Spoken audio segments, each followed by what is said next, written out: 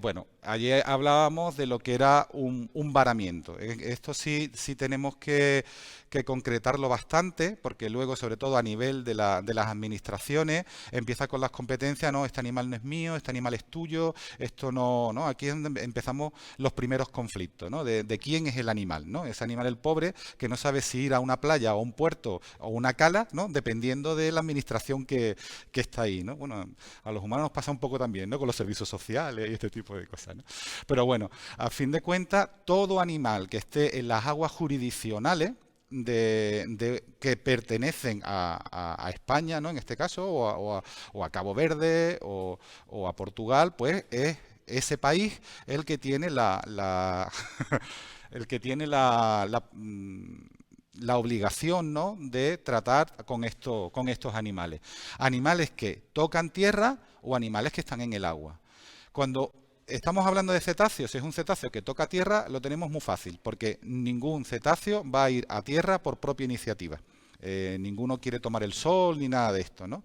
Entonces, todo cetáceo que aparece en la costa, en rocas, varados, eso ya es un síntoma de que hay algún problema en ese animal, ¿no? Otra cosa diferente es cuando encontramos animales vivos en el mar, ¿no? Si son animales vivos que entran en un puerto, están en una marisma, se están acercando a una playa, están rondando por una playa. Hay una serie de situaciones en las que nos resulta raro, ¿no? Porque dice, bueno, aquí no suele haber animales, de repente hay dos delfines sueltos, ¿no? Que se están acercando mucho a una playa, algo puede ser que esté ocurriendo, ¿no? Algún problema puede ser que tengan, ¿no? Entonces eso ya lo empezamos a definir como varamiento, es un animal varado. Lo que pasa es que todavía no ha tocado tierra. Antes de que toque tierra, si actuamos antes de que toque tierra, muchas más probabilidades de éxito vamos a tener. Evidentemente, si son animales muertos, ahí ya no hay duda. Animal muerto flotando en aguas jurisdiccionales es un varamiento, esté donde esté. Eh, es importante también que tener un personal con experiencia, ¿no? En el diagnóstico de cetáceo en este caso, porque sobre todo para estos casos de animales vivos que están y también tener personal con un conocimiento biológico de las especies, sobre todo del comportamiento, porque si nos encontramos, por ejemplo, un delfín mular en un puerto, no es lo mismo que si nos encontramos un delfín listado. Los delfines mulares sí suelen entrar, a veces son individuos solitarios que entran en algunos sitios, entonces a lo mejor nos preocupamos menos que si tenemos un delfín listado o tenemos un cifio, ¿no? Metido en una. Entonces, es importante que en esa red de varamiento que hablábamos ayer haya personal biológico, o sea, personal experto en biología de cetáceos, en comportamiento de las especies que hay en la zona, y también tengamos un personal veterinario que pueda diagnosticar o pueda valorar lesiones que tengan esos animales para ver si hay algún tipo de enfermedad, algún tipo de patología que pueda haber en el animal, ¿no?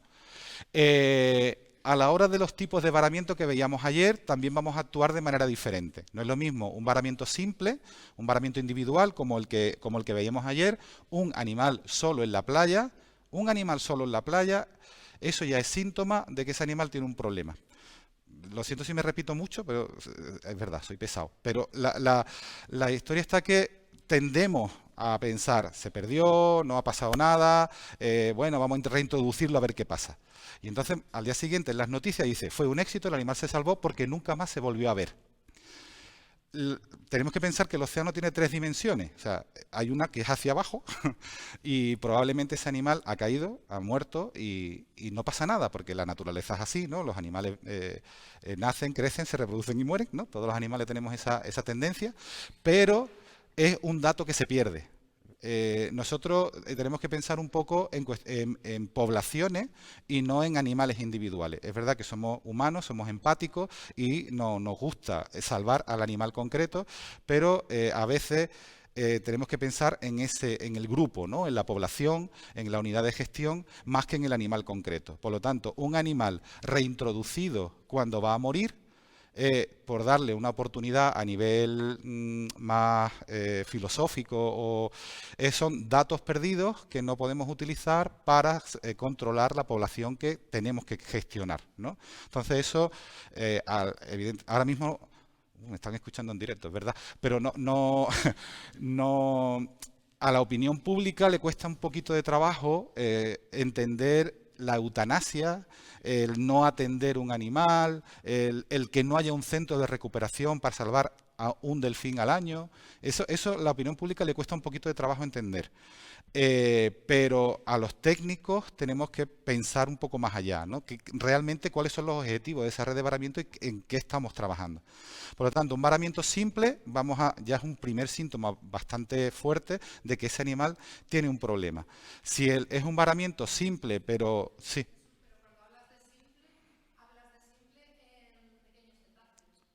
En pequeño o en grandes cetáceos. Un animal solo, un rorcual. Sí. Si ese no es tanto por el grupo de animales, sino que un rorcual, por propia iniciativa, no va a ir a una playa.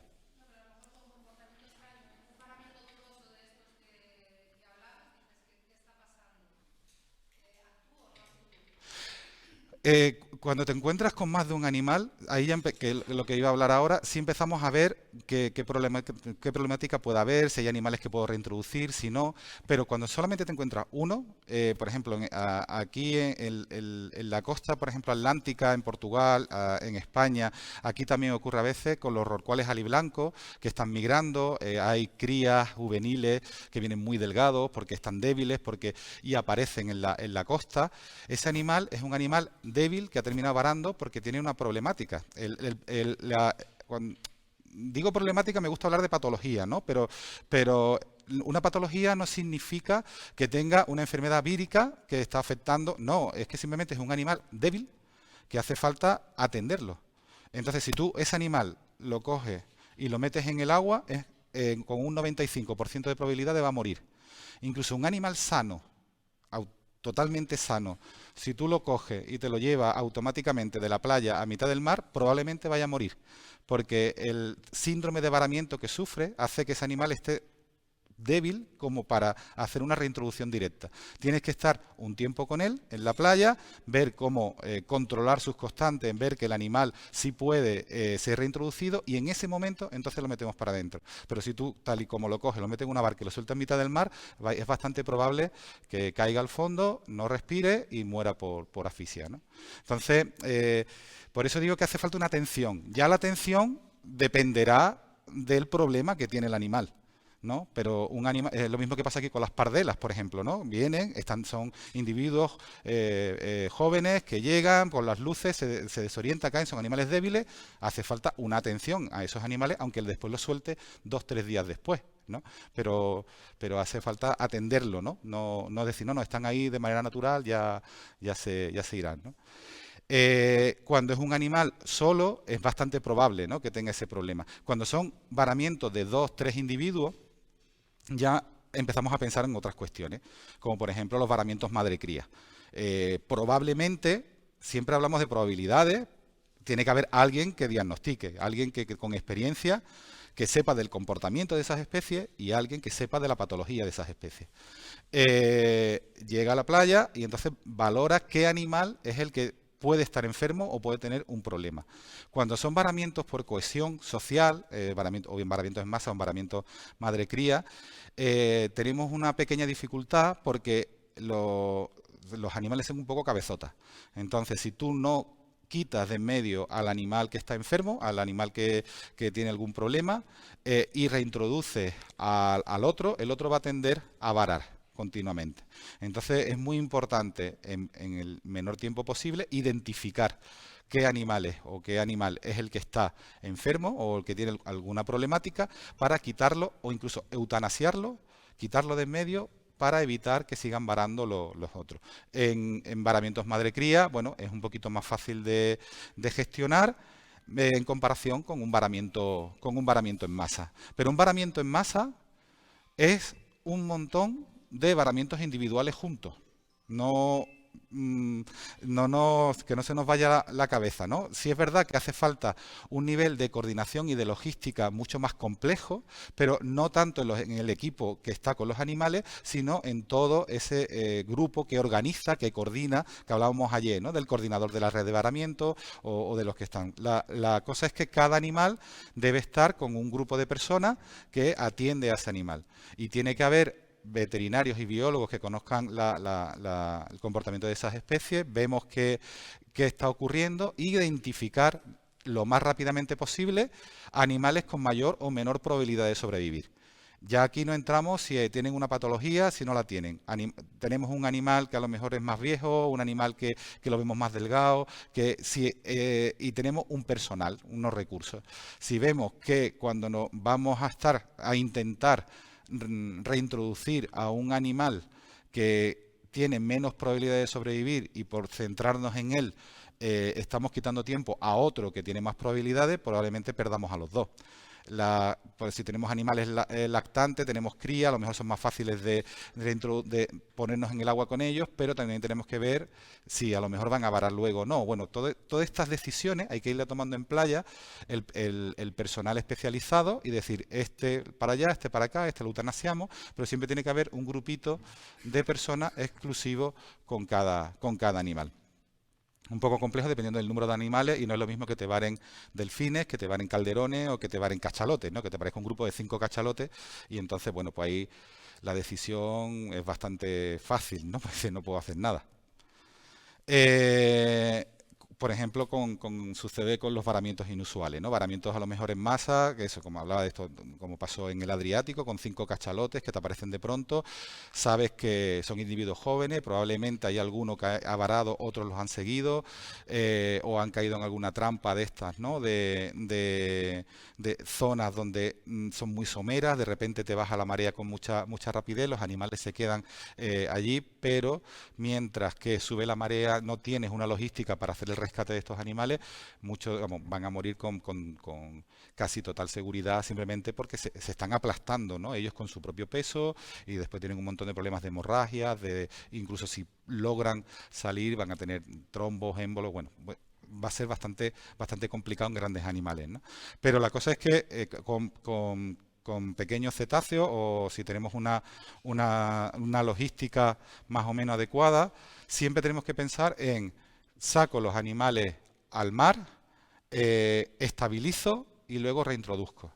Y cuando son grupos de animales, identifico cuáles son los problemáticos y los aparto para que no me vuelvan a varar los que supuestamente están sanos. Otra cosa a la hora de plantear el tema de primeros auxilios, hay un componente que es el componente logístico. ¿Dónde me llevo a ese animal? ¿Puedo transportar ese animal? ¿Tengo un centro de recuperación? ¿Tengo personal para atender a ese animal? Eso también tenemos que pensarlo, ¿no? Y hay que pensarlo en frío.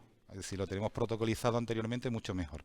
Si no tenemos un sitio donde llevar el animal, si aunque sea un animal recuperable, no tenemos ni las instalaciones ni el personal para recuperarlo, el personal no es solamente el veterinario que pueda poner un tratamiento, porque tienes que tener personas 24 horas al día con el animal, observándolo, atendiéndolo. Si no tenemos todo este dispositivo armado, quizás nos tenemos que, bueno, quizás no nos podemos plantear la recuperación. Y entonces tendríamos que decidir entre reintroducirlo e eutanasiarlo.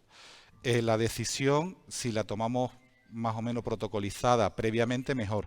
Esto va a depender probablemente más de política que otra cosa. O sea, políticamente se va a tender a la reintroducción del animal, porque queda mucho mejor para la opinión pública.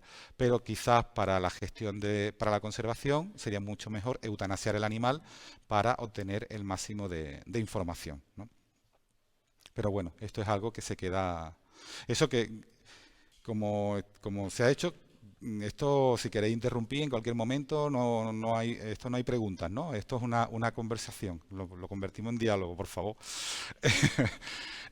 Bueno, seguimos, ¿no?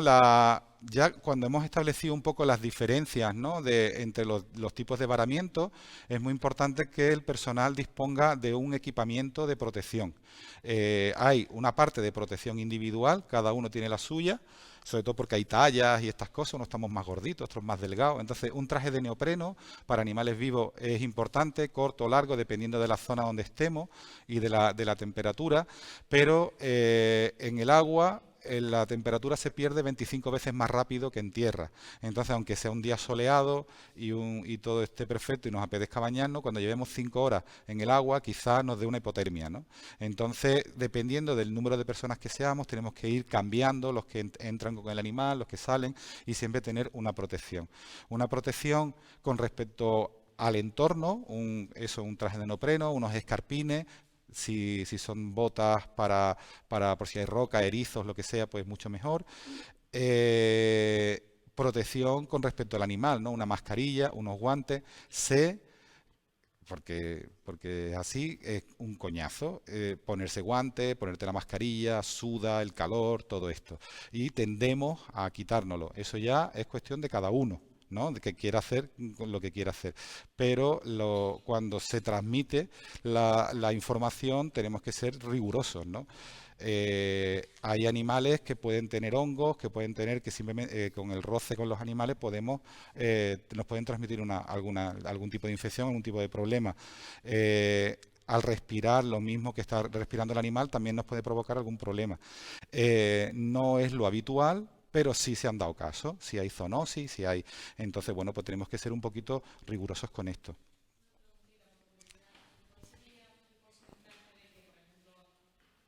Sí, perdón. Tengo una voz muy alta. No, pero es para que se escuche fuera de la sala. Vale. Una curiosidad, ¿cuál sería la probabilidad de que hubiese algún problema de contagio o algo? Por ejemplo, no sé, puede haber un contagio, pero es el 5%, es el mínimo, o es el máximo y sería un 95%. Depende de lo que tú te quieras arriesgar. La estadística es estadística y sirve para grupos, pero no para individuos. Entonces, si hay un 5% de probabilidad de que tú enfermes, tú puedes enfermar o no con un 50% de probabilidades.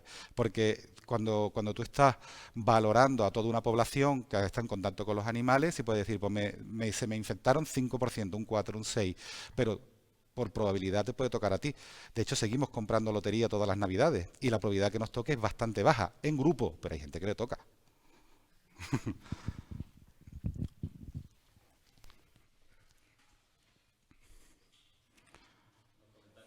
Actividad es relativamente frecuente, las erisipelas, Erysipelotrix russopatiae, porque de hecho es un síndrome conocido como el síndrome de dedo de cuidador de leones marinos y de delfines, estas cosas. O sea que al fin y al cabo, cuando ese animal lo llevas al centro de rescate, estás trabajando en unas condiciones que no son las ambientales normales. No hay la misma renovación de agua, las heces, aunque tengas un tratamiento, aunque tengas un circuito abierto, están presentes durante un tiempo. O sea que yo creo que incluso en estos casos hay una mayor probabilidad de coger enfermedades infectocontagiosas, más zoonóticas. Estos animales tienen un montón de episootias, o sea que es normal que estemos en contacto con ellos.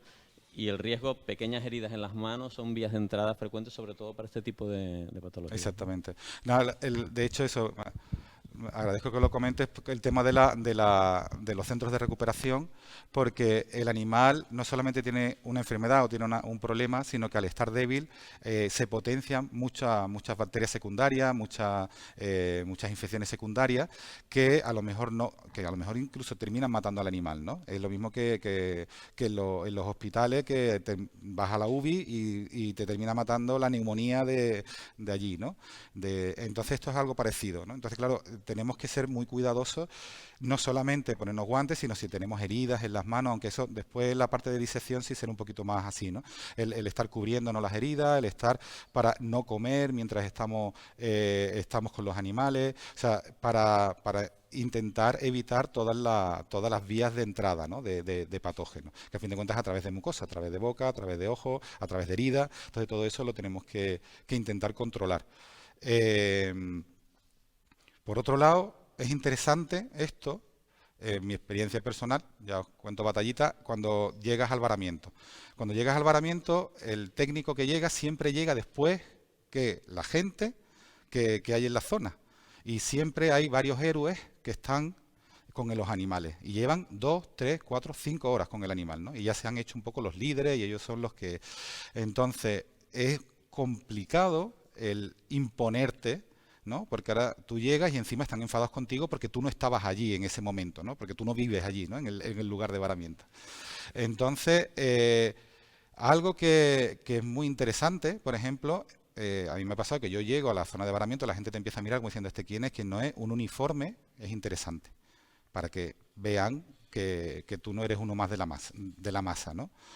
Pero tú llegas con tranquilidad, te pones tu neopreno, te pones tus guantes, te pones tu mascarilla. Conforme te vas poniendo equipamiento de protección individual, se va haciendo un vacío alrededor del animal, ¿no?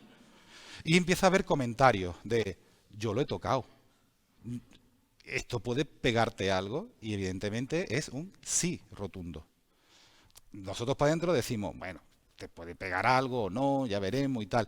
Pero a la opinión pública hay que educarla también, ¿no? Y entonces no tienes que... O sea, primero porque el pobre animalito está acojonado allí, está y todo el mundo tocando, todo el mundo encima, todo el mundo haciéndose fotos, el selfie. Entonces hay que empezar a hablar con la gente que un delfín, un león, una vaca, a ver, que no nos tenemos que poner encima, ¿no?, del animal y hacer determinadas cosas. Y luego que sí hay un riesgo para la población a nivel físico y a nivel, o sea, me refiero a golpes y cosas de estas, y también por contagio de enfermedades, ¿no? Y también de esta manera también nos dejan un poco trabajar. No solamente tenemos que tener previsto el equipamiento de protección individual, sino también un equipamiento general, ¿no?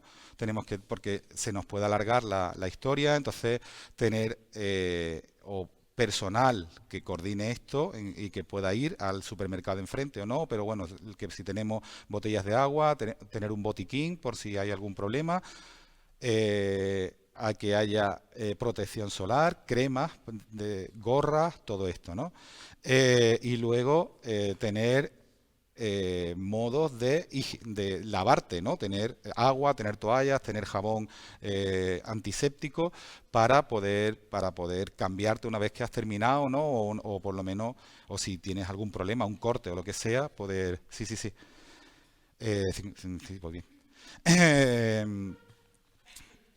Más allá del tema de atención a los animales, material para toma de datos. Ayer lo hablaba Carolina, carpetas con pinza para folios, bolígrafos, claves de identificación de especies, interesante, ¿no? Por si llegan animales que no estamos acostumbrados a ver, lo normal es que aparezcan unas especies en nuestra zona, pero a veces aparecen otras, entonces, bueno, pues si más o menos... sobre todo esto es para los equipos de asistencia primaria, ¿no? que son los que van a llegar primero, ¿no? Ya luego si tenemos ese biólogo especialista, pues va a poder reconocer más fácilmente al animal, ¿no? Pero de primera, como estamos hablando de la asistencia primaria, pues eso, una cinta métrica, cámara fotográfica, ahora ya estamos a unos niveles, ¿no?, que tenemos cámaras fotográficas que son estancas, que después la podemos lavar, que nos podemos meter en el agua con ella, que encima tienen la posición GPS cuando estás haciendo la foto, o sea que la tecnología nos está ayudando bastante. Interesante, bueno, tener una cinta, prismático para animales que están lejos de la costa, cinta de demarcación. Es interesante cuando llegamos a una playa poder, si el animal está varado, si estamos trabajando, animales vivos o animales muertos, a crear un perímetro, ¿no? Poner una cintita como estas de la policía que salen en la tele, es interesante para que la gente no entre, ¿no?, en tu espacio, ¿no? Camillas para el transporte de cetáceos, para animales vivos. Es interesante también tener este tipo de camillas, que a fin de cuentas son lonas con unos agujeros en unas zonas determinadas para meter las aletas pectorales y para que no haya un rozamiento en el área genital, ¿no?, o anogenital. Las camillas te sirven sobre todo para animales de un tamaño y de un peso. Para animales más grandes podemos tener pontones, que no son más que globos de reflotamiento de submarinos, de otras cosas que hay en el mar, ¿no? Con una lona que nos sirve también como como camilla, ¿no? para transportar los animales. Los pontones, sobre todo, van a servir para transporte, pero utilizando grúas o utilizando otro sistema, o un camión o algo, porque realmente ya son animales bastante pesados que no vamos a poder coger entre varios, ¿no? Entonces, todo esto lo tenemos que tener protocolizado y visto con anterioridad. Y bueno, toallas de baño para los animales, cubos, pulverizadores de agua. Si tenemos una piscina que la podemos hinchar directamente en la playa, pues podemos, si en vez de estar con el animal en el agua, podemos estar en la piscina con él. Poder llenar esa piscina de agua y luego incluso ya tener un sistema para acotamiento de zonas que previamente hayamos visto en nuestra región con paños de red de nylon, o para poder tener un sitio donde llevar el animal y tenerlo allí en observación, ¿no? No hace falta llevarlo a un centro de recuperación en un vehículo, sino con unos pontones podemos trasladarlo por mar poco a poco hasta esa zona, ¿no? Pero por eso yo soy muy pesado con el tema de la protocolización. Todo esto es antes, todo esto es en frío, para que cuando llegue el equipo de varamiento el coordinador ya sepa cómo actuar con rapidez. La improvisación es súper necesaria porque cada varamiento es diferente, pero no tenemos que dejar a la improvisación todo lo que podamos protocolizar. Y cada cosa que protocolicemos, cuando lleguemos al siguiente varamiento lo vamos a ir cambiando porque vamos a ir aprendiendo. Entonces los protocolos no es que hubo un señor que llegó y dijo, este es el protocolo, y 25 años después dice, no lo vamos a tocar porque es que este fulanito no era su protocolo. No, si no lo tocas a los 15 días o al mes o 3 varamientos después, vamos mal. Evaluar la situación. Ayer lo hablábamos un poco, ¿no? Y es lo que estamos hablando ahora mismo, ¿no? Cuando llegamos a la playa, que no estamos encontrando con un animal, es un varamiento simple, es un varamiento en masa, los animales están en el agua. Cómo actuamos, ¿no? Pensar primero y actuar después. Hablamos ayer también lo que es el amortiguar el síndrome de avaramiento. Para no repetirme mucho, los animales, como mejor están, es en su medio, porque los animales, con lo que hablaba, ¿no? Y perdemos la temperatura 25 veces más rápido en el mar. Ellos también, por eso ellos están preparados para no perder esa temperatura. Por lo tanto, cuando los sacas fuera, vienen con su abrigo incorporado, por lo tanto, aumenta su temperatura muy por encima de lo que se debería. Su peso va aplastando, ellos tienen costillas flotantes para expandir o para soportar las presiones. Evidentemente, cuando lo pones con su propio peso, está comprimiendo los pulmones, le cuesta trabajo respirar.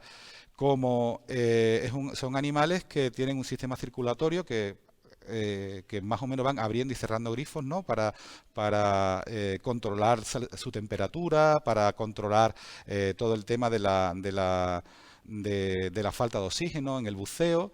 Entonces, cuando el animal llega a la playa, como tiene calor, de repente hace ¡puf! Y abre toda la circulación, todos los vasos se dilatan y empieza a haber hemorragias en diferentes sitios. Entonces, si el animal lo tenemos en el agua, mucho mejor, ¿no? Si ha salido a tierra, lo metemos en el agua, con una camilla, lo que sea. Si está ya en el agua, nos ponemos con él. Si lo tenemos que sacar, si tenemos esa piscina hinchable, preparada y todo eso, pues mejor que mejor. ¿Cómo metemos al animal en una camilla?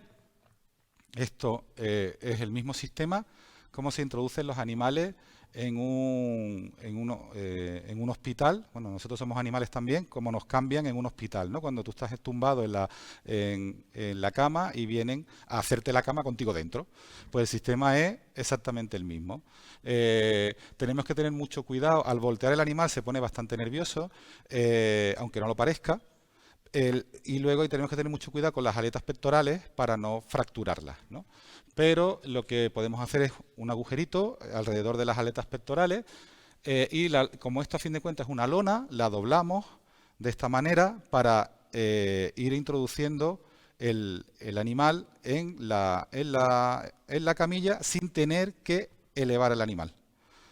Cuando intentamos subir al animal, el animal se va a poner muy nervioso y no tiene dónde agarrarse, ¿no? No tiene pelo, está mojado, se nos puede escapar. Entonces es mucho mejor intentar hacer este procedimiento que estamos moviendo al animal con cuidado, de no fracturarlo, de no estresarlo mucho y entre pocas personas para meterlo en la camilla. Una vez que lo tenemos dentro de la lona, metemos esas barras que sujetan, ¿no? para llevárnoslo.